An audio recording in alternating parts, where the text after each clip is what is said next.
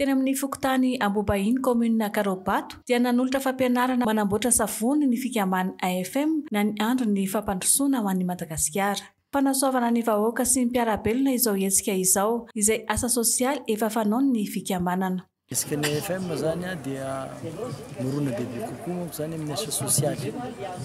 Dia ny anira manao asa sosialy dia manamaivana ilay avisitry ny fiainana ankehitriny. Zany hoe manomboka zany zay zao miresaka fampianarana fanaovana savony. Dia aoriana kely zao ny programa dia miresaka zaitra indray na zaitra industrialy zany. Zone franche io ho an'ny ankizy tia hanorina fandarana madinika sarasalany ho anazy na ny ray aman-dreny. Dia mitovy amin'izany ihany koa zany ny fanatanterahana ny amisitrany fampianarana zany dia misy fampianaran-teny anglisy maimaimpona koa zany omany ny fikambanana AFM atoato. Natao mba hanamaivana ny fiainana andavanandro no aton'izao fiofanana izao satria tsapa tokoa fa tena ilain'ny mponina ety fotony izany.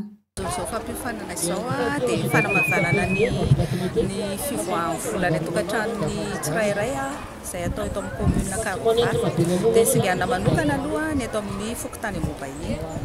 Karobato manana fokontany 7 dia afaka misitraka daholo izy fokontany 7 afaka velatra mihoatra na Karobato.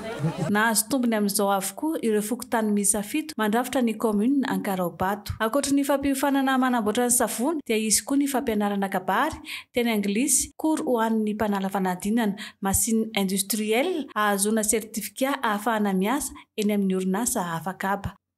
Ny tanjon'ny AFM dia ny fanomezana fahafahana rehetra misehatra entina miaina amin'ny andavanandrom-piainana.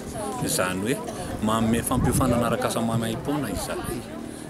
Eo ihany koa ny fanomezana koro na ny lesona maimaimpona ho an'ireo mpanala fanadinana, ho an'ireo tia hay teny anglisy.